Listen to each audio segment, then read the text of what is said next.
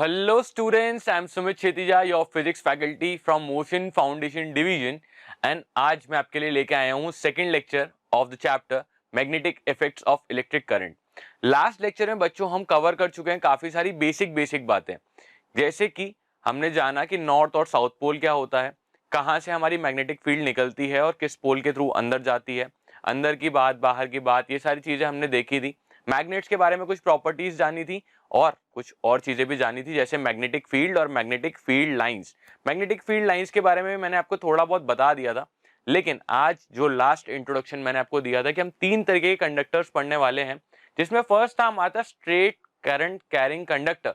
तो उसके बारे में स्टार्ट करते हैं। Straight current carrying conductor, oysters ने क्या किया था, हमें याद है, हांस क्रिश्चियन ऑस्टर्स 1820 वाला एक्सपेरिमेंट, जिन्होंने बताया था कि अगर हम किसी करंट कैरिंग कंडक्टर के आसपास हम मैग्नेट को लेके जाते हैं, हम किसी करंट कैरिंग कंडक्टर के आसपास कंपास को लेके जाते हैं, तो कंपास में डिफ्लेक्शन दिखता है, deflection due to the magnetic field या magnetic field lines present due to the electricity जो कि हमारे करंट कैरिंग कंडक्टर के अंदर जा रही है, वो मैग्नेटिक फील्ड से रिलेट कर रही है, मैग्नेटिक फील्ड प्रोड्यूस कर रही है, इसकी वजह से मेरा कंपास डिफ्लेक्शन शो कर रहा है, कंपास की नीडल डिफ्लेक्शन शो कर रही है। लॉजिकली उन्हीं Oersted found that the wire carrying a conductor Oersted found that a wire carrying a current was able to deflect a compass needle। तो उन्होंने ये बता दिया था कि अगर मैं किसी भी करंट कैरिंग कंडक्टर के आसपास लेके जाऊं क्या कंपास को, तो वहां पे मुझे पता चलता है कि वो थोड़ा सा डिफ्लेक्शन शो करेगी। पहले तो मैं एक सर्किट बना लेता हूं, सर्किट के पास में कंपास रखता हूं, कंपास अभी कोई डिफ्लेक्शन शो नहीं करेगा क्योंकि मेरा सर्किट इनएक्टिव है। इनएक्टिव है मतलब यहाँ पे मेरा ये की ओपन है, ये क्लोज नहीं है, क्लोज नहीं है तो करंट फ्लो नहीं करेगा। पोलैरिटी भी चेक कर लेते हैं, पोलैरिटी का मतलब कहाँ पॉजिटिव है और कहाँ नेगेटिव एंड है। तो पॉजिटिव और नेगेटिव एंड फिक्स है हमारा, की चालू नहीं है। जैसे ही मैं इसको ऑन करूंगा, बल्ब ग्लो करना चालू करेगा। देखो यहाँ पे ऑन कर दिया है, की जो है मेरी क्लोज हो गई है, क्लोज की कहते हैं इसे, ठीक है। पॉजिटिव और नेगेटिव टर्मिनल है, पॉजिटिव से नेगेटिव हमारा क्या जाता है, करंट जाता है बच्चों, और नेगेटिव से पॉजिटिव जो जाता है वो जाते हैं इलेक्ट्रॉन्स। तो वहां से यहां आते से ही देखो, नॉर्मल से आगे आते ही थोड़ा जैसे इसमें करंट फ्लो होने लगा, उसके अंदर डिफ्लेक्शन शो होने लगा। ये देखो नॉर्मल पोजीशन से डिफ्लेक्शन इतना शो हो रहा है, क्यों? क्योंकि यहाँ पे मैग्नेटिक फील्ड लाइंस प्रोड्यूस हो रही हैं जो इस कंपास को कहीं ना कहीं डिस्टॉर्ट कर रही हैं, डिस्टर्ब कर रही हैं, जिसकी वजह से ये डिफ्लेक्शन शो कर रहा है। Logically straight current carrying conductor के अंदर क्या होता है मैं आपको अच्छे से बताता हूं, क्योंकि जब भी मैं मान लेता हूं कि मेरी ये वायर है, दिस इज अ वायर, इसमें कुछ करंट आई जा रहा है बच्चों, तो इसके अंदर क्या हो रहा है, मैग्नेटिक फील्ड प्रोड्यूस हो रही है। अब मैग्नेटिक फील्ड के बारे में जब भी हम सुनते हैं, मैग्नेटिक फील्ड या मैग्नेटिक फील्ड लाइंस के बारे में, तो लॉजिकली इन टॉपिक्स को स्टार्ट करते करते हमारे दिमाग में 3 क्वेश्चन कूद ही मारते हैं, मतलब 3 क्वेश्चन आते हैं, कूदते हैं। क्या कूदते हैं? फर्स्टली मैग्नेटिक फील्ड की स्ट्रेंथ क्या होगी, सेकेंडली उसका शेप क्या होगा, थर्डली उसका डायरेक्शन क्या होगा। या इनको सीक्वेंशियल देखें तो शेप, डायरेक्शन एंड देन उसकी स्ट्रेंथ। शेप क्या होगी मैग्नेटिक फील्ड की, सबसे पहली चीज हम वो जानते हैं, शेप। शेप हमेशा magnetic field in a straight current carrying conductor the form of concentric circles in which the centre of the concentric circles lie on the current carrying conductor.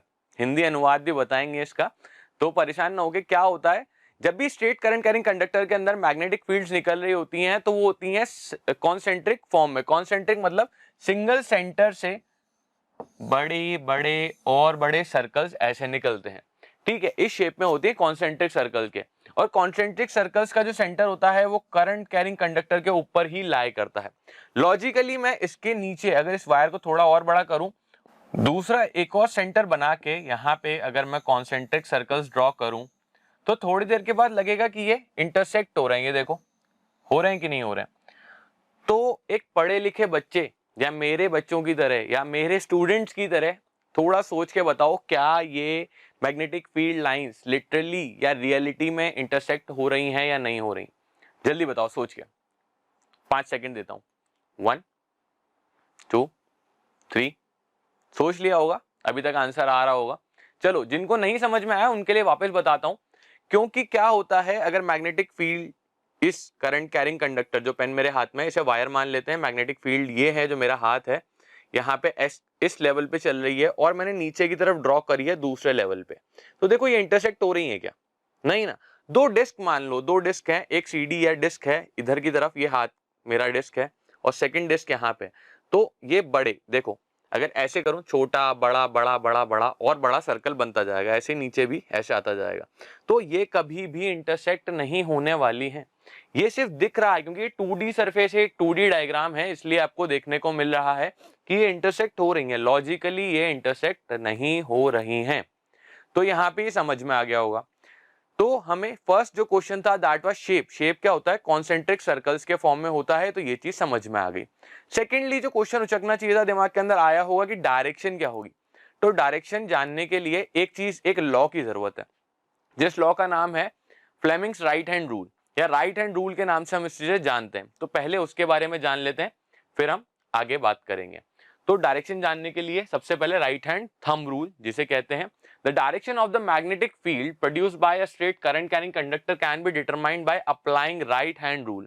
अगर आपको मैग्नेटिक फील्ड की direction पता करनी है किसी भी current carrying conductor के अंदर, तो आपको Fleming's right hand thumb rule हमें लगाना पड़ेगा, या राइट हैंड थंब रूल लगाना पड़ेगा।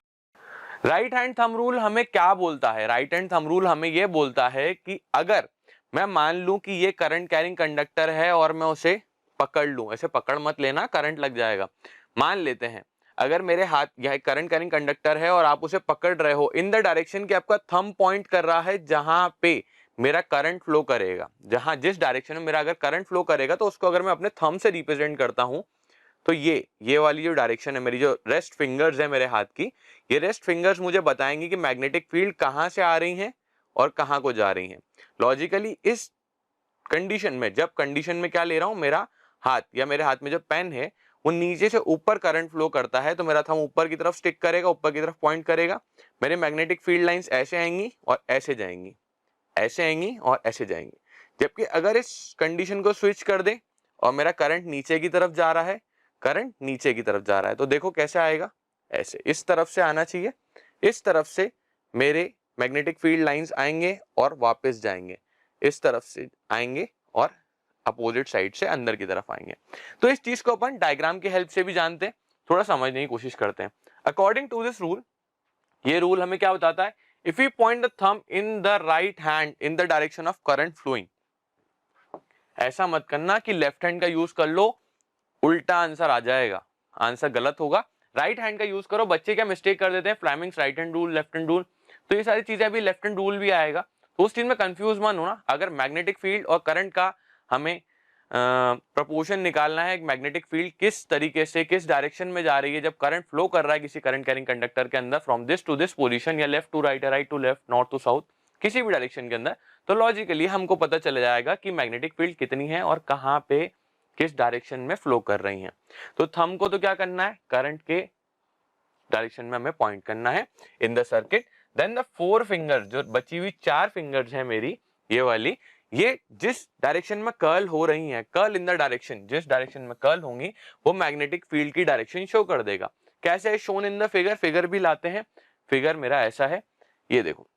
अब यहाँ पे छोटी छोटी चीजें और आती हैं कि अगर ये मेरा स्ट्रेट करंट कैरिंग कंडक्टर है, ऐसे कॉन्सेंट्रिक हमारे सर्कल्स बनने वाले थे, है ना, कॉन्सेंट्रिक सर्कल्स के अंदर एक सेंटर था जो हमारे कंडक्टर के ऊपर ही लाई कर रहा है।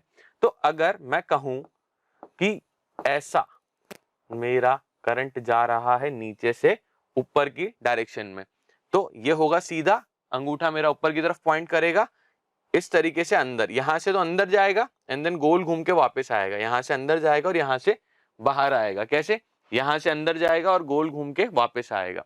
तो मैं इसे कहता हूं अंदर अंदर अंदर अंदर, और यहां से आएगा बाहर बाहर बाहर और ये बाहर।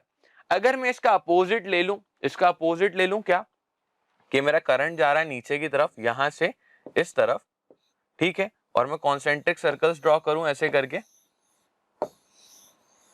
ठीक है, तो अब मेरा डायरेक्शन जा रहा है नीचे की तरफ करंट का, तो मैं थंब को रखूंगा नीचे और ऐसा करूंगा इधर से, तो लॉजिकली यहाँ से बाहर आ रहा है और अपोजिट साइड से अंदर जा रहा है, ऐसा करके ऐसा, मतलब हाथ मेरा पूरा गोल घूम नहीं रहा, पर लॉजिकली यहाँ से जाएगा बाहर और यहाँ से अंदर, अपोजिट साइड से अंदर। तो इस साइड से आएगा देखो बाहर बाहर बाहर बाहर, और इस साइड से आएगा अंदर अंदर अंदर और ये अंदर। तो ये समझ में आ गया होगा right hand rule, right hand thumb rule क्या होता है और यहाँ क्या कहता है। फर्स्ट हमें पता चल गया क्या कि शेप क्या होती है, कॉन्सेंट्रिक सर्कल्स के फॉर्म में होती है। सेकेंडली हम बात करने वाले हैं क्या, डायरेक्शन, डायरेक्शन के बारे में हम वापस से बात करेंगे, अभी पता करते हैं। अब अगर डायग्राम पे ध्यान दोगे तो मैंने पोलैरिटी चेंज कर दी है, पुराने वाले डायग्राम से मैंने इसकी पोलैरिटी चेंज कर दी है, तो करंट अपोजिट डायरेक्शन में फ्लो करेगा, ठीक है। तो पोलैरिटी अब ऊपर हो गई है नेगेटिव, यहाँ हो गई है पॉजिटिव, की क्लोज नहीं है, तो लॉजिकली बल्ब मेरा जल नहीं रहा। नॉर्मल पोजीशन पे अपना कंपास है, नॉर्थ और साउथ को पॉइंट करता है हमारा नीडल, कभी भी परेशान नहीं होता अनटिल अनलेस उसे कोई भी मैग्नेटिक फील्ड डिफ्लेक्ट ना करे, कोई परेशान ना करे। अब अगर मैं इसकी की ऑन करता हूं तो डिफ्लेक्शन देखो शो कर रहा है, डिफ्लेक्शन शो कर रहा है, पिछली बार राइट साइड पे शो कर रहा था, इस बार लेफ्ट साइड पे शो कर रहा है, ये देखो इस साइड पे शो कर रहा है। तो अब अगर इस सिचुएशन में मुझे बोला जाए कि करंट नीचे से ऊपर जा रहा है, मतलब ये मेरा करंट है इस तरफ जा रहा है, मैं कॉन्सेंट्रिक सर्कल्स ड्रॉ करूंगा, कॉन्सेंट्रिक सर्कल्स ड्रॉ करूंगा, और ये मेरा अगर करंट कैरिंग कंडक्टर है तो देखो ऐसे गोल घूमेगा, तो इस साइड से जाएगा अंदर अंदर अंदर अंदर, और बहुत सारी आती हैं। तो मैग्नेटिक फील्ड वैसे भी इंफिनिटी तक होती है, लेकिन उसकी स्ट्रेंथ कम हो जाती है, वो चीज अभी स्ट्रेंथ वाले पार्ट में हम बात करेंगे। यहाँ पे सबसे पहले क्या लिख के आया इसके बाद मेरे पास, since a current carrying conductor was able to deflect a compass needle it was concluded that the current flowing in a wire always gives rise to the magnetic field. ये चीज हमें ऑस्टेड भी बता चुके हैं। अगर मैं पिछला वाला डायग्राम वापस से आपको ड्रॉ करके दिखा दूं, यहाँ पे वापस से बोलूं कि इधर से इधर करंट फ्लो हो रहा है, इधर से इधर करंट फ्लो हो रहा है, ये हमारी कॉन्सेंट्रिक शेप है इनकी, तो इस डायरेक्शन में यहाँ से अंदर और यहाँ से बाहर, लेकिन इस डायरेक्शन में ऐसा करके इस तरह ऐसा करूंगा हाथ, कैसा करूंगा जल्दी बताओ, मतलब अंगूठे को इस तरफ पॉइंट करूं कि इस तरफ पॉइंट करूं। सबसे पहले अंगूठे को करंट की डायरेक्शन में, करंट की डायरेक्शन में पॉइंट करना है, करंट की डायरेक्शन इधर है तो करंट की डायरेक्शन में पॉइंट किया, ऐसा ऊपर से अंदर नीचे से बाहर, ऊपर से अंदर और नीचे से बाहर। तो लॉजिकली यहाँ समझ आ गया, किसी भी शेप में अगर अपने को दे रखा है क्या करंट कहीं पे भी दे जाने के लिए बोला है स्ट्रेट करंट कैरिंग कंडक्टर के अंदर, तो हम उस चीज को कर सकते हैं पता कि हमारी मैग्नेटिक फील्ड किस डायरेक्शन में है, किस शेप में। शेप तो हमें पता है फिक्स है, कॉन्सेंट्रिक सर्कल्स हैं, डायरेक्शन आप पता कर सकते हो। कुछ और होमवर्क दे दूं तो कोई फर्क नहीं पड़ता, अगर मैं इसको ऐसा टेढ़ा भी बोल दूं तो भी आप बच्चे निकाल दोगे, ऐसा बोल दूं तो भी निकाल दोगे, इजी है। कोशिश करना, नहीं आता तो वापस से इस लेक्चर को वापस थोड़ा सा पीछे जाके वापस रिवाइज करना, इजीली समझ में आ जाएगा। अब यहाँ बात आती है हमारी क्या, किस चीज की बात आएगी, हमारी बात आएगी स्ट्रेंथ की। थर्ड क्वेश्चन जो हमारे पास था that was the strength of the magnetic field due to the current present in the current carrying conductor. तो करंट कैरिंग कंडक्टर के अंदर अगर हम बात करें कि स्ट्रेंथ किन किन दो टॉपिक्स पे डिपेंड करती है, तो यहाँ बोला है दो ही टॉपिक्स हैं जिन पे डिपेंड करती है। फर्स्ट है हमारा depends on the direct sorry it depends on the current present in the current carrying conductor, ये directly proportional to the strength of the current. कि अगर मैं कहूं जो मेरी मैग्नेटिक फील्ड है जिसे मैं बी से रिप्रेजेंट करता आ रहा हूं, डायरेक्टली प्रोपोर्शनल टू आई है, B proportional to I. Logically मैं बात बता रहा था कि मेरा अगर ये करंट कैरिंग कंडक्टर है, इसमें आई करंट जा रहा है, और मैं इस करंट को 2 टाइम्स 3 टाइम्स 4 टाइम्स कर दूं, तो मैग्नेटिक फील्ड भी तो उतनी स्ट्रांग हो जाएगी ना बच्चों। मैग्नेटिक फील्ड डायरेक्टली किस पे डिपेंड करेंगे, करंट की वजह से तो वो प्रेजेंट है, अगर करंट ही नहीं होगा तो वो चीज प्रेजेंट ही नहीं होगी।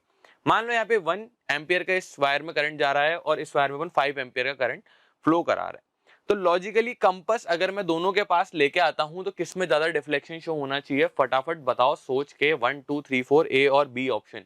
ए ऑप्शन में है करंट 1 एम्पियर, बी ऑप्शन में है करंट 5 एम्पियर, किसमें डिफ्लेक्शन ज्यादा शो होगा। तो आवाज आ रही है मेरी, तो मुझे भी आपकी आवाज आ रही है और समझ गया हूं मैं आपका आंसर। अगर यहाँ कंपास लाया जाए तो इसका डिफ्लेक्शन देखो कितना सा आ रहा है, इतना सा। मान लेते हैं दिस इज 30 डिग्री, 30 डिग्री और 60 डिग्री, तो अगर 30 डिग्री लिया जा रहा है तो इसके पास लेके आता हूं तो इसका डिफ्लेक्शन देखो थोड़ा ज्यादा आ रहा है। अगर 30 है तो यहाँ 60 है, अगर मतलब ज्यादा है, obviously from the first case in the second case, तो सेकेंड केस में ज्यादा है करंट, तो ज्यादा मैग्नेटिक फील्ड प्रेजेंट है, और ज्यादा मैग्नेटिक फील्ड प्रेजेंट होने की वजह से जो कंपास की नीडल में डिफ्लेक्शन आ रहा है बच्चों, वो भी ज्यादा ही है हमारे पास।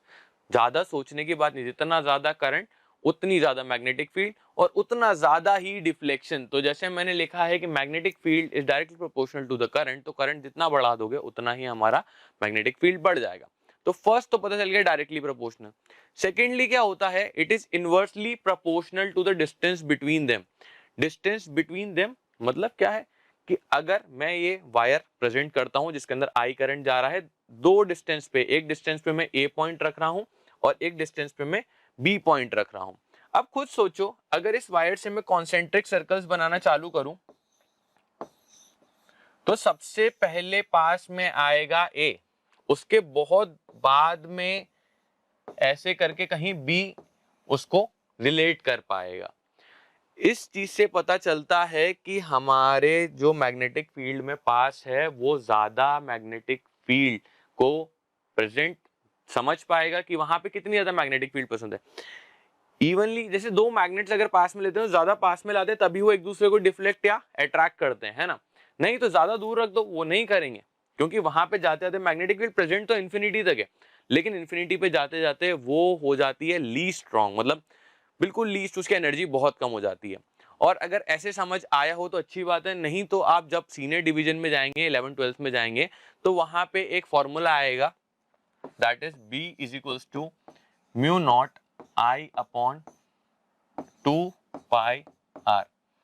तो इस फॉर्मूले से भी इजीली पता चलता है, क्या पता चलता है, वैसे इस फॉर्मूले को रटने की जरूरत नहीं है, कोई परेशानी की बात नहीं है, कहीं अप्लाई नहीं होने वाला।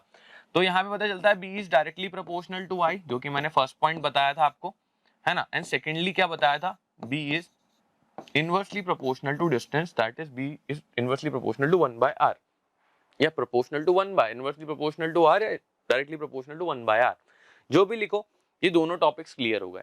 जितना पास रहोगे करंट कैरिंग कंडक्टर के, उतना ज्यादा मैग्नेटिक फील्ड समझ पाओगे, उतना ज्यादा मैग्नेटिक फील्ड प्रेजेंस उसका फील कर पाओगे। दूर जाओगे तो फील कम होती जाएगी, ठीक है। तो आगे बढ़े, स्ट्रेट करंट कैरिंग कंडक्टर के अंदर हमें तीनों चीजों, तीनों क्वेश्चंस का आंसर मिल चुका है। Firstly shape was concentric, secondly direction depends on the direction of the current, direction of the current, कि किस डायरेक्शन में हमारा करंट जा रहा है। अगर मैं यहीं पे पूछूं किस डायरेक्शन में जा रहा है करंट और किस डायरेक्शन में मेरी मैग्नेटिक फील्ड जाती है, तो आप इजीली निकाल सकते हो by the right hand thumb rule. ये ऐसा गया, अंदर गया और उधर से गोल घूम के वापस आया, अंदर गया, ऐसे गोल घूम के वापस आया, तो ये अंदर गया, अंदर गया, अंदर गया, अंदर गया, अंदर गया, और कितना अंदर गया, अंदर गया। और यहाँ पे ये भी अंदर गया, ये बाहर आया, बाहर आया, बाहर आया, बाहर आया। तो गाना आया, बाहर आया, बाहर आया। तो ये गाना हो गया है, लेकिन इसको छोड़ो। लेकिन आगे यहाँ पे दो टॉपिक्स थे जिनके ऊपर मेरी स्ट्रेंथ डिपेंड करती थी। First was current and second was the distance between them, distance between the magnetic field या distance between the second object, magnetic object जिसके ऊपर हमें फील करना है, और करंट कैरिंग कंडक्टर के बीच का जो डिस्टेंस है। लॉजिकली आगे बढ़ते हैं और हमारा जो सेकंड पॉइंट आने वाला है या सेकंड टॉपिक आने वाला है, दैट इज हमारा circular loop, current in a circular loop या magnetic field due to the presence of current in a circular loop। तो ये मैंने थोड़ा एनिमेशन के हेल्प से आपको बताने की या थोड़ा सा इजीली समझाने की कोशिश करी है। तो पहले उसको थोड़ा समझने की कोशिश करो, नहीं आता तो अपन फिजिक्स के मेथड से भी सीखेंगे। अगर एक मैं बाउंड्री बनाता हूँ मेरे घर के बाहर और वहां पे कुछ अपने सोल्जर्स को तैनात कर देता हूँ, या मैं बोल देता हूँ कि आपको रिपोर्ट करना है और यहाँ पे ऐसे ऐसे आपकी पोजिशनिंग रखनी है। सेकेंडली मेरा एक फ्रेंड आता है, वो बोलता है कि नहीं ऐसे नहीं, इस पोजिशन में इनको इस तरीके से इनको रिप्रेजेंट कराओ या इस तरीके से इनको खड़े कराओ, क्योंकि अगर तुम्हारा दुश्मन आता है या कोई भी आता है तो इजीली इस पोजीशन में, तो क्या है कि ये लाइन है और ऐसे दूरी दूरी पे ये ऐसे क्रॉस के फॉर्म में खड़े हुए हैं। लेकिन यहाँ पे क्या है, ऐसे क्रॉस थोड़े ज्यादा हैं, फिर ऊपर थोड़े कम है, मतलब लेयर्स बढ़ गई। यहाँ पे क्या है, ये वाले डायग्राम के अंदर सेकंड वाले पोजीशन में लेयर्स बढ़ गई। लेयर्स बढ़ने की वजह से क्या है कि जो भी मेरे घर में घुसने की कोशिश करेगा जबरदस्ती, वो इससे तो इजीली घुस जाएगा। अगर वो एक दो को मतलब मार कूट देता है तो वहां पे उनको मारने के बाद वो अंदर घुस सकता है इजीली। लेकिन इस वाली लेयर से अगर वो यहाँ से पास हो जाता है फर्स्ट लेयर से, तो सेकंड लेयर में उसकी मुसीबत है, थर्ड लेयर में मुसीबत है, एक और लेयर है, 4 लेयर्स उसके पास प्रेजेंट है। अलग अलग लेयर्स होने की वजह से क्या है कि स्ट्रेंथ मेरी सेकंड पोजीशन में बढ़ जाती है। तो ऐसे ही सर्कुलर लूप्स में भी क्या होता है, थोड़ी सी स्ट्रेंथ बढ़ जाती है as compare to straight current carrying conductor. अब स्ट्रेट करंट कैरिंग कंडक्टर से हम जब सर्कुलर कॉइल के अंदर या सर्कुलर लूप्स के अंदर आगे बढ़ते हैं तो वहां पे भी दिमाग में वही 3 क्वेश्चन आने चाहिए। क्या? First one is shape of the magnetic field, second one is direction of the magnetic field and third one is strength of the magnetic field। कि इंक्रीज या डिक्रीज करूंगा तो किन किन फैक्टर्स पे डिपेंड करेगी। Magnetic field that is B, ऊपर से अपन ने वेक्टर का साइन लगाया है due to the circular loop. यहाँ आता है ये इसका प्यारा सा डायग्राम। ये डायग्राम में कहता है कि यहाँ से अगर मैं करंट को इन करता हूं और यहाँ से मैं करंट को आउट करता हूं और ये मेरा सर्कुलर लूप है, this is my circular loop, ऐसा करके। तो अगर सर्कुलर लूप को बहुत ज्यादा जूम करूं, मान के चलो कि ऐसे करके मेरे पास एक लूप है, मैं इसको बहुत ज्यादा जूम करूं तो अगर मैं छोटा सा इसका पार्ट लूं तो अप्रोक्सीमेटली ये है तो स्ट्रेट करंट कैरिंग कंडक्टर ही ना, स्ट्रेट वायर की तरह ही बिहेव कर रहा है। स्ट्रेट वायर की तरह बिहेव करता है तो शेप क्या होगा, शेप हमारा स्ट्रेट वायर के अंदर भी क्या था, स्ट्रेट करंट कैरिंग कंडक्टर या वायर बोलूं कोई बुरी बात नहीं है, उसमें भी हमारा कॉन्सेंट्रिक सर्कल था, तो इसके अंदर भी हमारा कॉन्सेंट्रिक सर्कल ही रहेगा। नहीं तो मैं यहाँ पे वापस ड्रॉ करके दिखा देता हूँ। ऐसा सा एक डायग्राम आपको किडनी शेप में आएगा जिसमें करंट एनसीईआरटी में यहाँ पे एंट्री है, यहाँ पे एग्जिट है, यहाँ पे ऐसे ये कॉन्सेंट्रिक सर्कल्स ड्रॉ कर रखे हैं ऐसे ऐसे करके, और यहाँ पे ऐसे ऐसे कुछ ड्रॉ कर रखे हैं, और यहाँ से करंट अंदर है तो इस तरफ करंट है, करंट ऐसा है तो ऐसे जाएगा बाहर आएगा, यहाँ से बाहर आएगा, यहाँ से अंदर जाएगा, अंदर जाएगा, अंदर जाएगा, बाहर आएगा, बाहर आएगा, बाहर आएगा, बाहर आएगा। और अगर करंट यहाँ पे ऐसे बाहर है तो this one is like this, तो यहाँ से अंदर जाएगा और यहाँ से बाहर आएगा। ठीक है, तो यहाँ पे हमारा क्या है कि करंट ऐसा है। ठीक है, तो इस टाइप का हमारे पास डायग्राम इजीली प्रेजेंट होता है कि एनसीईआरटी में अवेलेबल है। लेकिन मैं थोड़ा सा अच्छे से आपको सिखाने की कोशिश कर रहा हूं। तो यहाँ पे ये देखो, करंट अगर अपना कहां से जा रहा है, इस तरफ से इनलेट हो रहा है, इस तरफ से इनलेट हो रहा है। तो ये देखो ऐसा सा डायग्राम है, ऐसा सा कि यहाँ से इन जा रहा है और वहां से बाहर आ रहा है। कि अगर मैं यहाँ पे ड्रॉ करने की कोशिश करूं आपको, तो यहाँ से इन है and this one is out, in and out. Current हमारा जा रहा है इस शेप में। अगर मेरा करंट गोल घूम के वापस नीचे की तरफ आता है तो ये हमारा डायग्राम ऐसे से वापस सर्कुलर कॉन्सेंट्रिक लूप्स बन जाएंगे। और देखो करंट नीचे है ऐसा, अब यहाँ पे भी ये अंदर की तरफ जा रहा है, अंदर की तरफ, और यहाँ बाहर की तरफ, और यहाँ बाहर की तरफ। तो लॉजिकली ये इस तरीके से ही काम करता है, कॉन्सेंट्रिक तरीके से काम करता है, कॉन्सेंट्रिक शेप रहेगा। Direction of the magnetic field आप इजीली बता सकते हो from the right hand thumb rule. तो यहाँ पे हमने बैटरी यूज करी है, पूरा सर्किट डायग्राम बनाया है। ठीक है, बीच में आते आते तक अगर मैं कहूं कि यहां पे ड्रॉ करके दिखाते हैं कि बीच में आ रहे हैं, तो ये बीच में आते आते तक देखो ऐसा कभी नहीं होगा कि ये इंटरसेक्ट हो जाएंगे। ये बहुत इंफिनिटी तक जाते हैं, बहुत दूर तक जाते हैं। बहुत दूर तक जाने की वजह से क्या होता है, ये पैरेलल हो जाते हैं। ये पैरेलल हो जाती हैं, जो मैग्नेटिक फील्ड लाइंस हैं वो पैरेलल हो जाती हैं जब वो सेंटर तक आने लगती हैं। ठीक है, ये बात समझ में आई। अब ये बात समझ में आने के बाद तो दो क्वेश्चंस का आंसर तो अपने पास आ गया है। First one is shape, second one is हमारा क्या, direction of the magnetic field. वापस एक और बार समझाने की कोशिश करता हूं, शेप तो कॉन्सेंट्रिक है, direction of the magnetic field एक और बार समझने की कोशिश करो, क्योंकि दो ही तरीके के लूप्स बन सकते हैं। फर्स्ट वन, अगर मेरे पर्सपेक्टिव से या जिस पर्सपेक्टिव से आप देख रहे हो, यहां पे क्या है कि मेरा क्लॉकवाइज करंट जा रहा है, और यहाँ पे एंटी क्लॉकवाइज या काउंटर क्लॉकवाइज जो भी आप बोलते हो, मैं एंटी क्लॉकवाइज लिख रहा हूं, एंटी क्लॉकवाइज करंट जा रहा है ना, करंट की डायरेक्शन के ऊपर डिपेंड करता है। अगर ये ऐसा जा रहा है, ऐसा जा रहा है, तो मैं यहाँ पे सर्कुलर लूप्स बनाने की कोशिश करता हूँ, और यहाँ पे भी सर्कुलर लूप्स बनाऊंगा, कॉन्सेंट्रिक लूप्स। तो यहाँ से अगर करंट ऐसा है, थंब ऊपर है, यहाँ से अंदर की तरफ जाएगा और बाहर की तरफ आएगा, यहाँ से अंदर की तरफ जाएगा और यहाँ से बाहर की तरफ आएगा। सिमिलरली अगर करंट अंदर है, थंब नीचे आ गया, तो यहाँ पे इस तरफ अंदर की तरफ जाएगा और यहाँ बाहर की तरफ आएगा। ठीक है, ये डायरेक्शन आप हर एक में पता कर सकते हो। नहीं तो मैं एक शॉर्ट ट्रिक भी बताऊंगा, वो चीज भी अभी आपको 2 सेकंड में पता चल जाएगी। सिमिलरली अगर मैं यहाँ पे कॉन्सेंट्रिक लूप्स बनाता हूँ, तो यहाँ पे क्या है, करंट नीचे की तरफ है, ऑब्वियसली यहाँ से अंदर जा रहा है और यहाँ से बाहर आ रहा है। अब यहाँ पे करंट अंदर है ऐसा, तो इस तरीके से जाएगा, यहाँ से अंदर जाएगा और यहाँ से बाहर आएगा। इजी सी चीज है, बहुत इजीली समझ में आती है। तो यहाँ पे एक क्रॉस बना रखा है मैंने, ये क्रॉस है, एंड सेकेंड वन जो है मेरा ये डॉट है। ये क्रॉस एंड डॉट का मतलब क्या है? क्रॉस एंड डॉट का मतलब क्या होता है, लॉजिकल कुछ बच्चों को पता होगा। अगर जैसे मैग्नेटिक फील्ड है वो left to right, right to left, south to north और नॉर्थ टू साउथ जाती है, लेकिन मैं कहूं कि इस बोर्ड के अंदर की तरफ जा रही हैं, इनवर्ड। एक दो वर्ड्स आते हैं जिनका नाम है, यहां नीचे लिखते हैं, inward and outward, inward and outward, inward and outward. अगर अंदर की तरफ जा रही है तो उसे क्रॉस के फॉर्म में सर्कल के अंदर डिनोट किया जाता है, और आउटवर्ड बाहर की तरफ आ रही है तो उसे ऐसे डॉट से डिनोट किया जाता है सर्कल के अंदर। तो लॉजिकली देखो इसके अंदर अंदर ज्यादातर जब भी लूप्स की बात करी जाए तो वो अंदर वाले मैग्नेटिक फील्ड की ही, इस वाले एरिया के अंदर के मैग्नेटिक फील्ड की बात कर रहा है। अगर वो बाहर का मांगे तो आप दोनों का आंसर दे सकते हो, लॉजिकली आप कहीं पे भी इनकरेक्ट नहीं हो। आप अच्छे से पढ़ रहे हो तो आपको सबके आंसर आते हैं, आप स्मार्ट बच्चे हो ना। तो यहाँ पे देखो दोनों तरफ से जो मैग्नेटिक फील्ड्स हैं वो अंदर जा रही हैं, इसलिए क्रॉस बनाया गया है, जबकि यहाँ पे दोनों तरफ से जो मैग्नेटिक फील्ड्स हैं वो बाहर आ रही हैं, तो इसलिए डॉट बनाया गया है। ठीक है, तो यहाँ पे हम इस तरीके से करंट की डायरेक्शन से भी पता कर सकते हैं।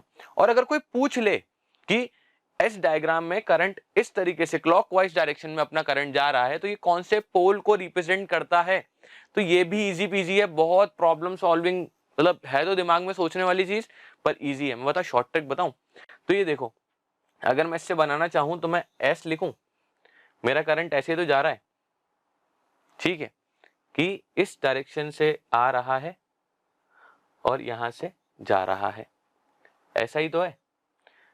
ये देखो करंट क्लॉकवाइज है और यहाँ पे एंटी क्लॉकवाइज है, यहाँ पे एन लिख के देखें नॉर्थ पोल, यहाँ पे ये क्या है, ये इस तरीके से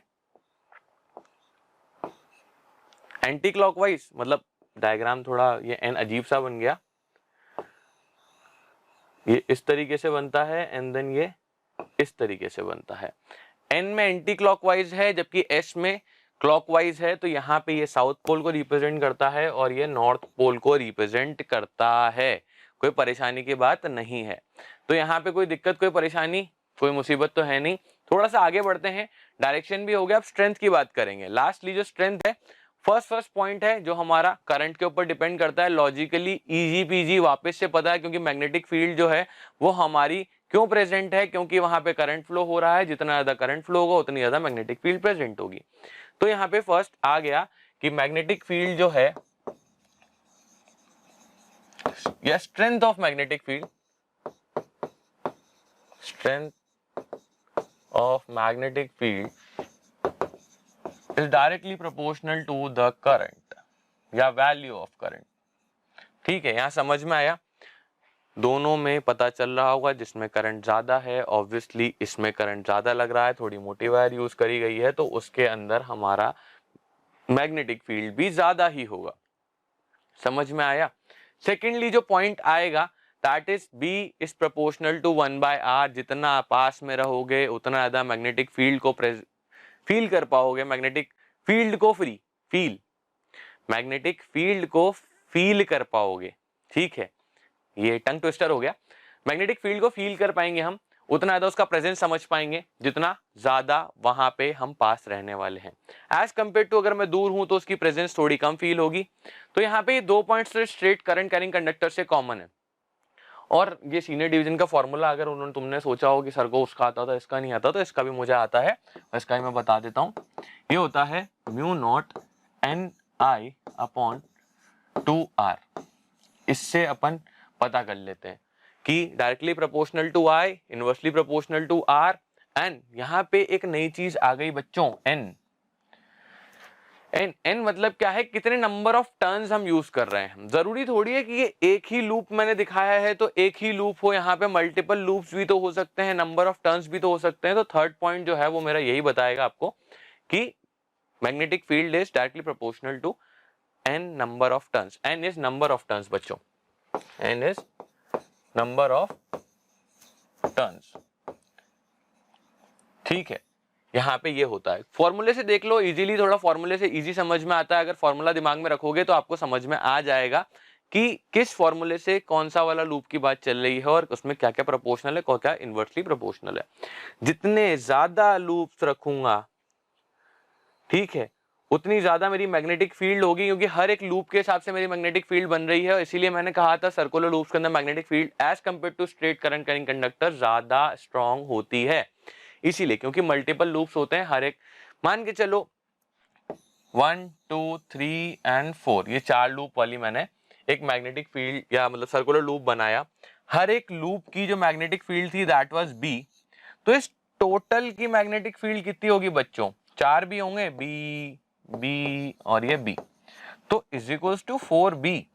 जबकि एक स्ट्रेट करंट कैरिंग कंडक्टर के अंदर तो मेरा जो कितने भी मैं मैग्नेटिक फील्ड लाइंस बनाऊं उसका करंट कैरिंग की वजह से बी आएगा। तो obviously this 4b is stronger than that B.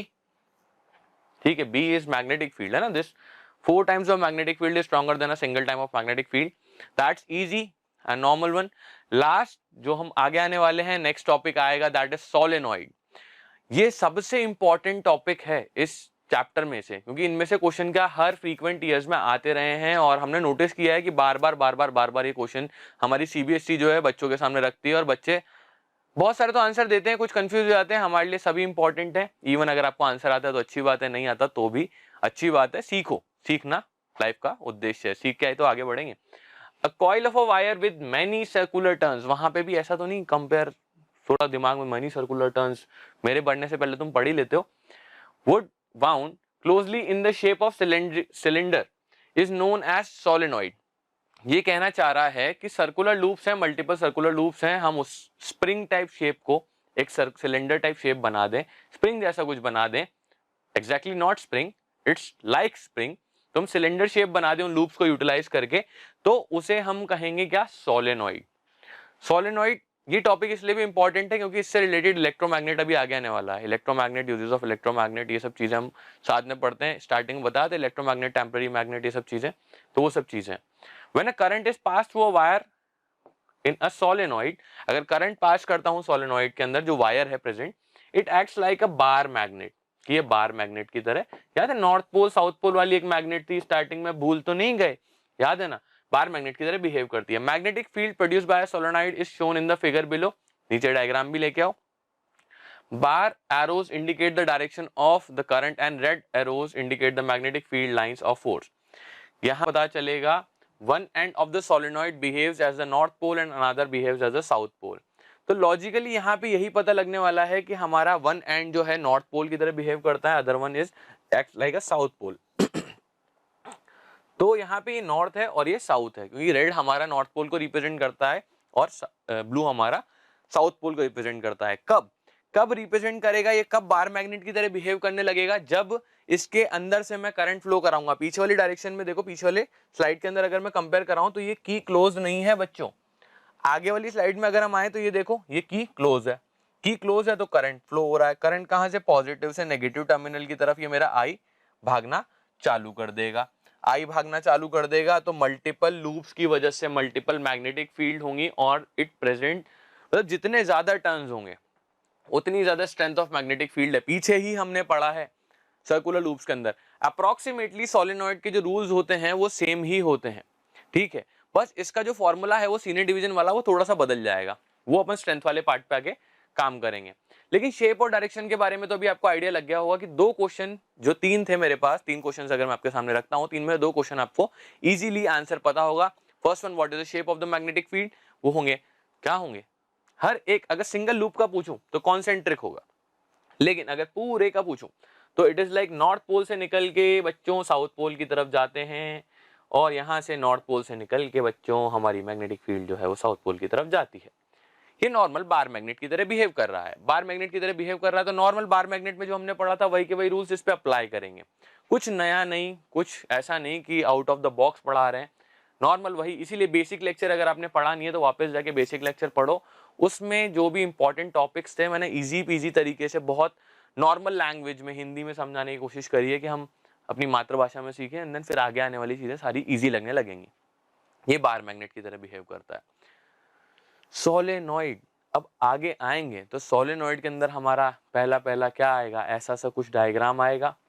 देखो अब यहाँ पे क्या होता है, जिस डायरेक्शन से मतलब अगर जिस जगह से हमारा करंट जा रहा होता है ना, वो पता है एक्ट एज साउथ पोल की तरह एक्ट करता है, और जहां से आ रहा होता है वो नॉर्थ पोल की तरह एक्ट करता है, पता है। ये एक फैक्ट है, ये लिखा रहा हूँ, पेपरों में आता नहीं है, टीचर्स बताते भी नहीं है, पर थोड़ा सा मेरा फर्ज है कि मुझे आता है तो मैं सोचता हूँ मैक्सिमम चीजें आपको फन एंड फैक्ट वे में आपको समझा दूं ताकि आपके दिमाग में भी रहे। तो एज अ नॉर्मल मैग्नेट, अगर बार मैग्नेट इसके अंदर अटका हुआ है इस शेप में, तो बार मैग्नेट की तरह बिहेव करेगा। This is south pole and this is north pole, और नॉर्थ पोल से निकल के देखो मेरी मैग्नेटिक फील्ड लाइंस ऐसे जाती हैं। बाहर की बात समझाई थी, बेसिक जिन्होंने लेक्चर देखा है वो बच्चे रिलेट कर पा रहे होंगे, बाहर की बात, अंदर की बात। और अंदर की बात क्या होती है, साउथ से नॉर्थ की तरफ जाता है, साउथ से नॉर्थ की तरफ जाता है। अगर बार मैग्नेट के अंदर में थोड़ी सी बात समझाऊं तो वहां यूनिफॉर्म फील्ड्स थी क्या, यूनिफॉर्म मैग्नेटिक फील्ड्स थी क्या, अंदर यूनिफॉर्म मैग्नेटिक फील्ड्स थी, मतलब थोड़ी थोड़ी दूरी पे प्रेजेंट है, और डेंसली पॉपुलेटेड एरिया है वो मैग्नेटिक फील्ड का, डेंसली पॉपुलेटेड एरिया है। थोड़ा सा और देखें इस चीज को, तो हमारी स्ट्रेंथ किस किस पे डिपेंड करती है। Firstly the presence of current, समझ में आ गया होगा, जितना ज्यादा करंट मैं इसको दूंगा, लॉजिकली एक है लूप मेरे पास और सेकंड है लूप मेरे पास। फर्स्ट वन में दिया है मैंने 220 वोल्ट्स का लूप, वोल्टेज दिया है 220 वोल्ट्स का, और यहां दिया है 110 वोल्ट्स का। दोनों में से करंट किस में ज्यादा होगा, ओम्स लॉ, पीछे की तरफ जाके देखो इलेक्ट्रिसिटी का chapter, V is equals to I R, जहां वोल्टेज ज्यादा वहां करंट ज्यादा। अगर एमसीक्यू में भी ऐसे क्वेश्चन आते हैं तो दिमाग दौड़ाने कैलकुलेशन करने की जरूरत नहीं है, वहां पे भी मैंने ऐसे क्वेश्चन कराए हैं, यहाँ पे भी वापस, ताकि पुराने लेक्चर भी या पुराने चैप्टर्स भी हमारे रिवाइज होते रहे, कॉन्सेप्ट्स भी दिमाग में रहें, ताकि और अब हम यहाँ पे भी उन चीजों को लेके आगे बढ़ते चलें। ठीक है, अगर मैं की को इन करता हूँ, की को ऑन करता हूँ, की को ऑन करते से क्या लगता है किसमें डिफ्लेक्शन ज्यादा आना चाहिए, किसमें डिफ्लेक्शन ज्यादा आना चाहिए। लॉजिकली देखो डिफ्लेक्शन आएगा हमारा 220 वोल्ट, इसमें भी डिफ्लेक्शन आया और इसमें भी डिफ्लेक्शन आया, तो जिसमें करंट हमारा ज्यादा था उसमें डिफ्लेक्शन ज्यादा आया, एज कंपेयर टू जिसमें हमारा करंट कम था, वोल्टेज कम था, उसके अंदर डिफ्लेक्शन हमारा कम आता है। नॉर्मल पोजीशन है, this is normal compass, normal position of needle in a compass.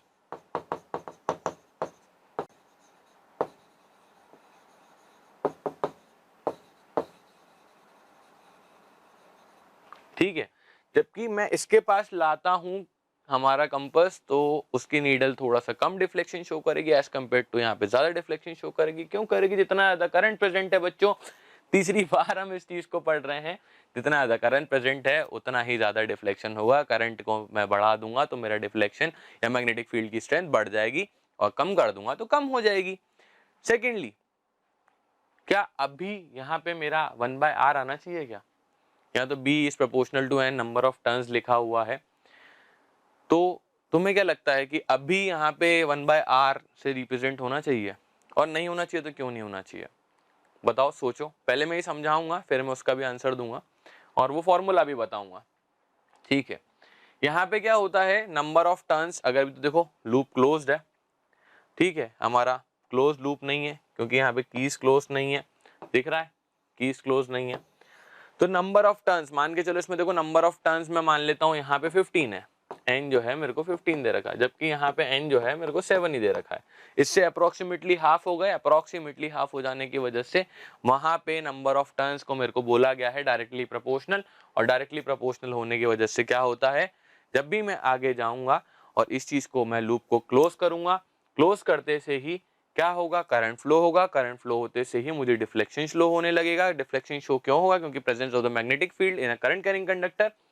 तो डिफ्लेक्शन देखो, जिसमें ज्यादा करंट आ रहा है या जिसमें ज्यादा नंबर ऑफ लूप्स हैं वो उसमें ज्यादा हमको डिफ्लेक्शन दिख रहा है, एज कंपेयर टू इसमें कम नंबर ऑफ लूप्स हैं, कम नंबर ऑफ टर्न्स हैं, इसके अंदर मुझे कम डिफ्लेक्शन दिख रहा है।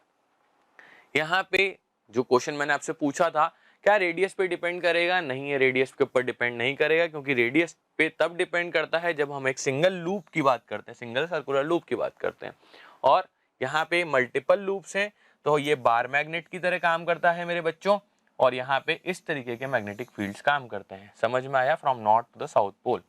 अब बताओ यहाँ पे करंट जा रहा है और यहाँ पे आ रहा है, तो कौन सा नॉर्थ और कौन सा साउथ पोल है बताओ। जहाँ से जाता है वो साउथ और जहाँ से आता है वो नॉर्थ। अब इसके बाद बात आती है जो फॉर्मूले की, ठीक है। यहाँ पे बच्चों आता है फॉर्मूला म्यू नॉट एन आई। कभी कभी यहाँ पे स्मॉल एन की जगह कैपिटल एन भी दे दिया जाता है, कभी कभी हमको यहाँ पे स्मॉल एन की जगह कैपिटल एन भी दे दिया जाता है ना।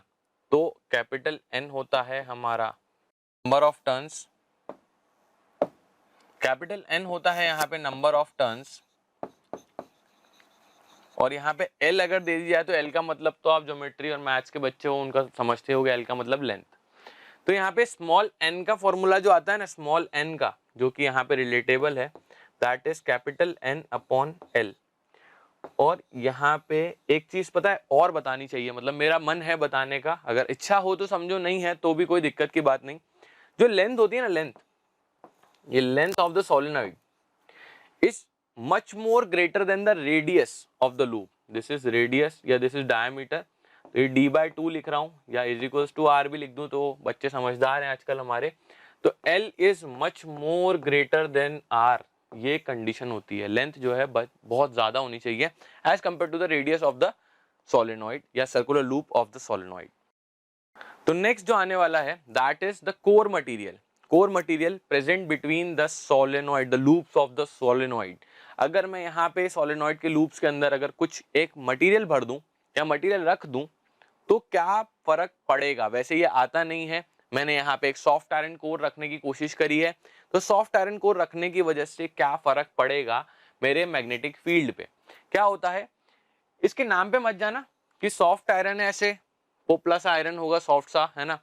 तो है तो आयरन ही, लेकिन आयरन तो होता हमारा स्ट्रॉन्ग है, मुड़ तुड़ नहीं सकता, हम एकदम से पकड़ के मोड़ नहीं सकते। तो सॉफ्ट आयरन कोर का मतलब नहीं है, दो तीन तरीके के आयरन होते हैं, pig iron, TIG iron, soft iron, अलग अलग तरीके के आयरन होते हैं। तो ये सॉफ्ट आयरन सिर्फ नाम है, सिर्फ नाम है, कंफ्यूज मत होना। अगर मैं नॉर्मली इस लूप के अंदर करंट दौड़ाऊं और उस लूप के अंदर करंट दौड़ाऊं तो क्या फर्क पड़ना चाहिए, क्या फर्क पड़ेगा अभी पता चलेगा जैसे मैंने इसके अंदर करंट दौड़ाने की कोशिश करी। जैसे ही अपन करंट दौड़ाएंगे उससे पहले हम कंपास लाएंगे कि कंपास पे क्या इफेक्ट पड़ेगा। जैसे ही मैं करंट दौड़ा दूंगा, इसके लूप्स क्लोज कर दूंगा, सर्किट चालू कर दूंगा, तो इसके अंदर जो डिफ्लेक्शन आएगा, देखो बच्चों थोड़ा सा ही आ रहा है, ये डिफ्लेक्शन है थोड़ा सा आ रहा है, एज कम्पेयर टू इसका डिफ्लेक्शन बहुत ज्यादा है, बहुत बहुत ज्यादा है। पहले कभी इतना डिफ्लेक्शन हमने पिछले किसी भी केस के अंदर देखा नहीं है। तो इसका डिफ्लेक्शन इतना ज्यादा क्यों आया, क्योंकि जो सॉफ्ट आयरन रहता है ये एक तरीके का इलेक्ट्रोमैग्नेट बन जाता है। इलेक्ट्रोमैग्नेट क्या होता है वो मैं अभी आपको बताता हूँ। ये एक ऐसी चीज है, अगर मैं इसके कोर के अंदर ये वाला जो लूप्स हैं इसके अंदर एक ऐसा मटेरियल डाल देता हूं जिसके अंदर मेटेलिक प्रॉपर्टीज या मैग्नेटिक प्रॉपर्टीज ज्यादा हो जाती हैं, जब करंट रन होने लगता है तो वो इसकी स्ट्रेंथ और बढ़ा देता है, इस लूप की, इस सोलेनॉइड की स्ट्रेंथ बहुत ज्यादा बढ़ा देता है। ऐसी चीजों को लेके हम क्या करते हैं, आगे भी बढ़ते हैं और अगला टॉपिक जो है इस चीज को भी कवर करते हैं। इसके अंदर क्या वापस से मुझे बताया गया है कि मेरा जहां से करंट गया था उसे लिखा था साउथ पोल, जहां से आया था उसे लिखा है नॉर्थ पोल। अब यहाँ पे अंदर जो ये मेरा बार मैग्नेट था या जो मेरी मैग्नेटिक फील्ड लाइंस थी, they are uniformly distributed. Uniformly distributed की वजह से वहां पे क्या हो रहा है, डेंसली पॉपुलेटेड, मैंने वापस से यूज कर रहा हूं, densely populated by magnetic fields, by magnetic fields, ठीक है। तो इसकी वजह से हो क्या रहा है, जूम इन करके देखते हैं। जूम इन करने की वजह से क्या है, ये देखो यहाँ पे पूरे पूरे एरिया में बहुत सारी मैग्नेटिक फील्ड हैं। जितनी ज्यादा मैग्नेटिक फील्ड्स प्रेजेंट होगी उतना ज्यादा मैग्नेटिक फील्ड होगा, उतना the presence of magnetic field आपको प्रेजेंट पता लगेगा, और जितना ज्यादा मैग्नेटिक फील्ड होगा उतना स्ट्रांग होगा वहां पे। मैग्नेटिक फील्ड लाइंस जितनी ज्यादा हैं उतना ज्यादा स्ट्रांग। जैसे डिस्टेंस कम था हमारा मैग्नेटिक मटेरियल का from the current carrying conductor, तो वहां पे था ना, पता लगता था ना, अगर डिस्टेंस कम ज्यादा फील होती थी, क्योंकि वहां पे मैग्नेटिक फील्ड लाइंस का स्ट्रेंथ ज्यादा था। यहाँ पे डेंसिटी बहुत ज्यादा, डेंसिटी बहुत ज्यादा होने की वजह से क्या है कि हमें फील ज्यादा आएगी। फील किस चीज की ज्यादा आएगी, हमारी मैग्नेटिक फील्ड लाइंस की या मैग्नेटिक फील्ड की, जिसकी वजह से अपन दो पॉइंट्स कंक्लूड कर सकते हैं। Magnetic field line inside the solenoid are uniform and strong, वो अंदर यूनिफॉर्म है इस एरिया में और स्ट्रॉन्ग भी है। Secondly, a magnetic field lines inside the solenoid are parallel and dense, कि पैरेलल फॉर्म में है, यूनिफॉर्म है तो पैरेलल है। देखो यूनिफॉर्म है तो पैरेलल है, यूनिफॉर्म है तो पैरेलल है, और स्ट्रॉन्ग है इसका मतलब वहां पे डेंसिटी ज्यादा है, ठीक है। क्योंकि हमने स्ट्रेट करंट कैरिंग कंडक्टर से सर्कुलर लूप में जब घुसे थे, सर्कुलर लूप या सर्कुलर कॉइल या सर्कुलर करंट कैरिंग कंडक्टर में घुसे थे, तो वह magnetic field, number of magnetic field से तो बड़ी थी, डेंस हो गया था ना वो एरिया मैग्नेटिक फील्ड से, तभी तो बात बड़ी कि वहां मैग्नेटिक फील्ड भी ज्यादा समझ में आती है। जब मैग्नेटिक फील्ड भी ज्यादा प्रेजेंट, उसको हम फील कर पाते हैं। नेक्स्ट एंड लास्ट टॉपिक आज का जो आने वाला है, दैट इज इलेक्ट्रोमैग्नेट। इलेक्ट्रोमैग्नेट है वही क्या, सोलेनॉइड, सोलेनॉइड ही है, लेकिन उसके अंदर क्या है, हम जो लास्ट में मैंने डाला था ना सॉफ्ट आयरन कोर या कोई और मटेरियल, मैंने कहा था कि हम सोलेनॉइड के अंदर डाल दें तो उसका मैग्नेटिक प्रॉपर्टी बढ़ जाता है। तो उसी तरीके से अगर मैं उस जो सॉफ्ट आयरन कोर था उसे चार्ज कर दूं, इस तरीके से चार्ज कर दूं बच्चों कि वो थोड़ी देर के लिए खुद की मैग्नेटिक प्रॉपर्टीज जो उसको करंट की वजह से मिली है, current flowing in the current carrying conductor या उस लूप की या सोलेनॉइड की वजह से मिली है, उसको थोड़ी देर के लिए रिटेन कर पाए, थोड़ी देर के लिए रिटेन कर पाए, थोड़ी देर के बाद वो छोड़ दे, थोड़ी देर के बाद वो प्रॉपर्टीज को भूल जाए, उसकी याददाश्त चली जाए, गजनी बन जाए, तो उस चीज को कहते हैं electromagnet. It is a temporary kind of magnet, it is a temporary kind of magnet. हर टाइम हर जगह पे हम क्या है, परमानेंट मैग्नेट्स को यूज नहीं कर सकते बच्चों। क्यों नहीं कर सकते? जैसे अपनी मम्मी का जो पर्स या बैग होता है उसके अंदर जो हम मैग्नेट यूज करते हैं, it is a permanent magnet, क्योंकि वो जैसे छोड़ते हैं वो बंद हो जाता है और वो उसको पकड़ के इजीली खोल सकते हैं। लेकिन अगर मैं कचरा इकट्ठा करने वाली, कचरा या स्क्रैप्स, स्क्रैप्स जिसे कहते हैं कि मेटल, जो स्क्रैप्स होते हैं, मेटल के छोटे छोटे पार्ट्स होते हैं, उस जगह पे परमानेंट मैग्नेट वाली एक चीज को, परमानेंट मैग्नेट वाली क्रेन में बड़ा सा मैंने एक परमानेंट मैग्नेट लगा दिया क्रेन के अंदर, उसके हैंगर पे, ये हैंगर है, इस पे परमानेंट मैग्नेट बड़ा सा लगा दिया, बहुत बड़ा, इस रूम जितना बड़ा, और मैं रास्ते पे लेके घूम रहा हूँ, और अगर मैंने ही वहां पे, मैं पास में टहल रहा था और मैंने एक बकल, मेरी बेल्ट के अंदर एक मेटेलिक बकल है, आयरन का बकल है, तो मैं तो चिपक जाऊंगा, मुझे ही लेके चल जाएगी, कार्स को लेके चल जाएगा वो परमानेंट मैग्नेट। जरूरत जहां पे पड़ती है उस चीज की ऑन या ऑफ करने की, कि लिमिटेड यूजेज है, किसी एक स्पेसिफिक एरिया में हम उस चीज को यूज करने वाले हैं, तो वहां पे हम यूज करते हैं इलेक्ट्रोमैग्नेट। और जहां पे परमानेंट यूजेज है, जहां पे परमानेंट यूजेज है, उसे यहाँ पे यूज करते हैं permanent magnets, natural magnets. When an electric current is passed through a material, it exhibit magnetism. अगर मैं किसी भी मटेरियल के थ्रू, किसी भी नहीं, मैग्नेटिक मटेरियल या करंट कंडक्टर के अंदर मैं इलेक्ट्रिक करंट पास करता हूं जिससे मैग्नेटिज्म होता है, उससे मैं कहता हूं इलेक्ट्रोमैग्नेट। ये टेम्पररी मैग्नेट्स होते हैं। देखो सोलेनॉइड वाला ही डायग्राम वापस आपके सामने आया है, जब मैं इससे करंट, देखो ये दूसरी वाली की यूज करी है मैंने, एनसीईआरटी में अपने को इलेक्ट्रिसिटी चैप्टर में जाओगे तो वहां पे ये वाला टेबल मिलता है ना, जो टेबल था इलेक्ट्रिक कंपोनेंट्स का, उसके अंदर आपको इजीली ये देखने को मिलेगा। अगर दूर दूर होते हैं, जब ये जो डॉट्स हैं वो दूर दूर रहेंगे तो वो ओपन की है, जब ये पास में चिपके हुए हैं तो ये क्लोज की है। परेशान होने की जरूरत नहीं है। Negative positive terminal, E for हमारा एनर्जी है या ई फॉर सेल या कुछ भी आप बैटरी मान सकते हैं। सॉफ्ट आयरन कोर जो मैंने इसके अंदर रखा है, इसकी मैग्नेटिक प्रॉपर्टी रिटेन करने की एक, ये इच्छुक होता है, इच्छुक होता है मतलब इसके मन से ही चाहता है। जैसे हम होते हैं ना, कुछ बच्चे मन से ही पढ़ते हैं, इच्छा होती है पढ़ने की या अलग कुछ करने की, और बाकी होते हैं जिनको जबरदस्ती घसीट घसीट के पढ़ाया जाता है। तो ये वैसा पढ़ने वाला बच्चा जिसका मन है कि मैं मैग्नेटिक प्रॉपर्टीज को गेन कर लूं थोड़ी देर के लिए, लेकिन ये गजनी है, फिर थोड़ी देर में भूल भी जाएगा, है ना। रट के अभी तोते ने याद तो कर लिया, थोड़ी देर बाद ये भूल जाएगा। तो ये इसकी प्रॉपर्टी होती है कि जब मैं इसके कॉइल के अंदर, कॉपर कॉइल दे रखी है, कॉपर वायर की कॉइल बनाई है मैंने, स्प्रिंग टाइप बनाई है, तो इसके अंदर जब मैं क्या करूंगा, इस सॉफ्ट आयरन कोर को रखूंगा थोड़ी देर के लिए, ये जब करंट पास होगा इस कॉइल के अंदर, तो ये करंट जो है इसको मैग्नेटिक प्रॉपर्टीज दे देगा, सॉफ्ट आयरन कोर को मैग्नेटिक प्रॉपर्टीज दे देगा। मैग्नेटिक प्रॉपर्टीज देने की वजह से क्या होगा, जब भी मैं इसको किसी मटेरियल, मैग्नेटिक मटेरियल के पास लेके जाऊंगा तो ये उसको अट्रैक्ट करेगा for a small duration of time and depends on the current flowing in it. जितना करंट मैं इसको दूंगा उतनी ज्यादा मैग्नेटिक प्रॉपर्टीज को गेन करेगा। ठीक है, समझ में आया? तो आगे बढ़ते हैं और अगला चीज खत्म करते हैं फटाफट कि हमारे यूजेस क्या हैं इलेक्ट्रोमैग्नेट के। जैसे मैंने एक तो पर्स में बता दिया, एक स्क्रैप्स यूज करने के लिए, स्क्रैप्स को हमें कचरे के अंदर या बहुत बड़े बड़े कंपाउंड्स होते हैं यहाँ पे, डंप यार्ड्स होते हैं, उसके अंदर मेटल स्क्रैप्स को अगर अलग करना चाहिए या कार्ड्स को उठा के एक जगह से दूसरी जगह रखना होता है, या यूट्यूब पे आप इजीली चेक करोगे तो even as a mechanical engineer, जैसे V8 इंजन, अगर कुछ बच्चे उसे रिलेट कर पा रहे हैं, बहुत भारी, बहुत बड़ा इंजन होता है, बहुत सुपर कार्स में लगता है V8 V12 इंजन, वो बहुत भारी होता है, मतलब अप्रोक्सीमेटली कार का 30-40% वो वेट रिलेट कर देता है। 30-40% of the weight is in the engine of the car. तो उस चीज को एक इलेक्ट्रोमैग्नेट बहुत इजीली उठा के चिपका के कहीं एक जगह से दूसरी जगह फेंक सकती है, कोई प्रॉब्लम ही नहीं है। अगर परमानेंट मैग्नेट होती और ये मेरा V8 इंजन है और मैं इसको चिपका लेता, फिर छोड़ता कैसे, इसको पकड़ के लटकना पड़ता, उतना ही फोर्स नीचे लगाना पड़ता कि इसको गिराऊं। और इलेक्ट्रोमैग्नेट है तो जैसे ही मैं करंट सप्लाई इसका बंद करूंगा, ये मैग्नेटिक प्रॉपर्टी अपनी लूज कर देगा और उस इंजन को या उस कार को एक जगह से दूसरी जगह डंप कर देगा। ठीक है, ये हमें मेडिकल रिसोर्सेज में काफी काम आते हैं, मेडिकल रिसर्चेस में काफी काम आते हैं। जैसे कि हमने देखा है MRIs या इलेक्ट्रिक बेल्स या ट्रांसफॉर्मर्स, जनरेटर्स, हमारे डे टू डे लाइफ में ये सारी की सारी चीजें यूज देखते हैं। Electromagnets are widely used in the electrical devices such as motors, generators, transformers, MRIs, यहाँ तक कि हम हमारे इलेक्ट्रिक बेल में भी इस चीज को यूज करते हैं। इलेक्ट्रिक बेल इस तरीके से काम करती है, आपको पता है।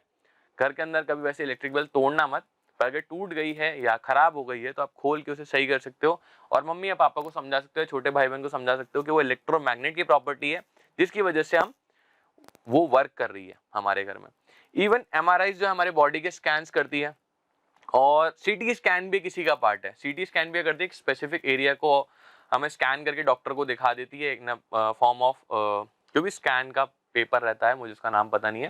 तो वो स्कैन का पेपर जो भी स्कैन रहता है, जैसे एक्सरेज का स्कैन रहता है ब्लैक एंड व्हाइट, वैसे CT स्कैन का भी हमारे पास स्कैन पेपर रहते हैं। वो सब चीज़ें हम डॉक्टर हमारे एनालाइज करते हैं और हमें बताते हैं कि हमारे क्या पार्ट में या किस ऑर्गन में क्या इशू है।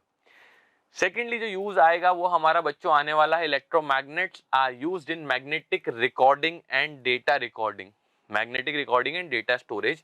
The magnetic field is produced by an electromagnet. Electromagnet जो है हमारे मैग्नेटिक प्रॉपर्टीज को करता है, उससे अलाइन कर देता है मैग्नेटिक पार्टिकल्स को। वो छोटे छोटे पार्टिकल्स जो फ्लॉपी या CD या डिस्क में या हार्ड डिस्क में आपके प्रेजेंट होते हैं, वो इसी तरीके से काम करते हैं। पता है आपको, फ्लॉपीज या हार्ड डिस्क जो हैं वो magnetic recording and data storage के जो हम काम करते हैं वो इसी इलेक्ट्रोमैग्नेटिक प्रॉपर्टी पे काम करता है। Aligns the magnetic particles encoded on the storage device in the desired pattern to produce the signal of a particular amplitude and frequency। Amplitude and frequency से हम फ्रेंडली हैं, तो जो हमारा फ्लॉपी है, जो हार्ड डिस्क है, वो इसी तरीके से काम करता है on the principle of electromagnet. ठीक है, थर्ड जो टॉपिक आने वाला है वो हमारे सामने वापस एक यूज लेके आएगा जो हमें कहता है strong electromagnets are used in brake system of superfast trains in different countries. Even आप मानोगे कि जो बड़ी बड़ी कंट्रीज है, जापानीज कंट्रीज है, जहाँ इलेक्ट्रोमैग्नेटिक के फ्लोटिंग ट्रेन्स भी स्टार्ट हो गई हैं, जो बुलेट ट्रेन्स हैं वो, और भी हाइपर लूप्स हैं और ये सब चीजें हैं। मतलब अगर आप जानते हो तो अच्छी बात है, नहीं तो रिसर्च करना। हाइपर लूप्स बहुत अच्छा टॉपिक है, मजेदार टॉपिक है, मुझे बहुत मजा आता है इन सब नई नई टेक्नोलॉजी को पढ़ने में।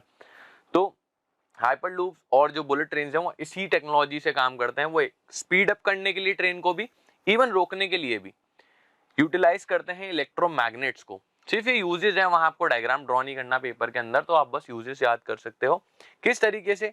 अगर नॉर्थ नॉर्थ है तो देखो फ्लोटेशन भी होता है, लेविटेशन जिसे कहते हैं, लेविटेशन, कि नॉर्थ नॉर्थ पोल को अगर मैंने रख दिया तो एक दूसरे को रिपेल करेगा, तो इतनी स्ट्रॉन्ग मैग्नेट्स होती हैं कि मेरी पूरी ट्रेन ही लेविटेट या हवा में उठ जाती है।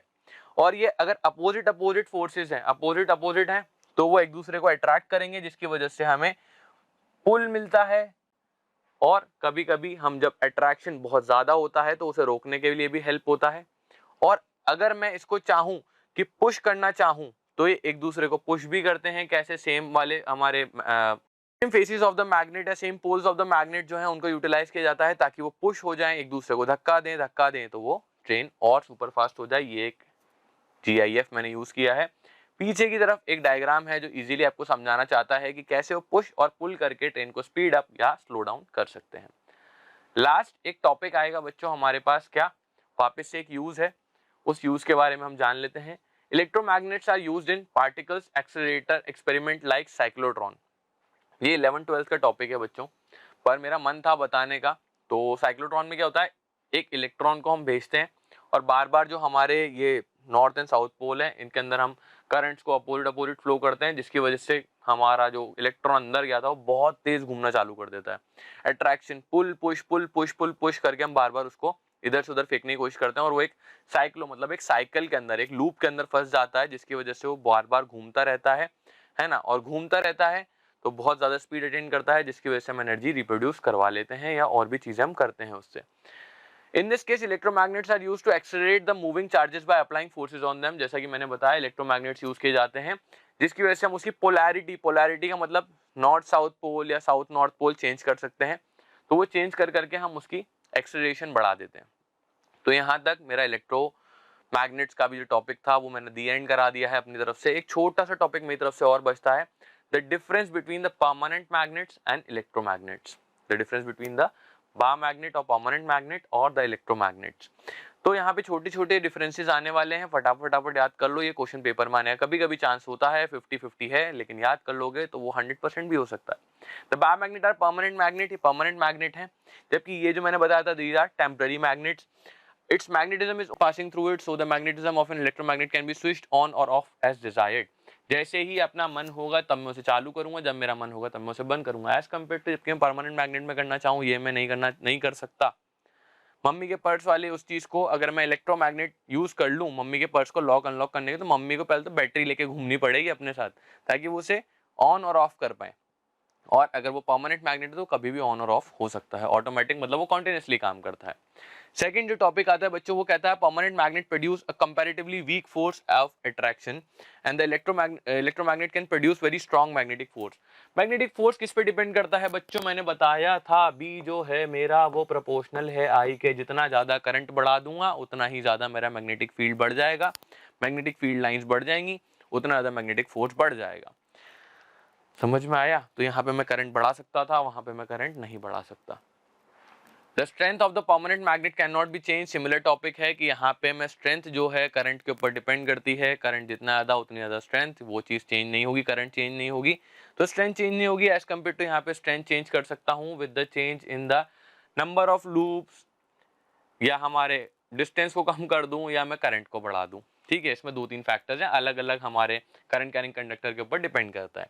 The strength of electromagnet can be change by changing the number of turns in the coil और by changing the current passing through it. ठीक है, तो ये भी समझ में आ ही गया होगा।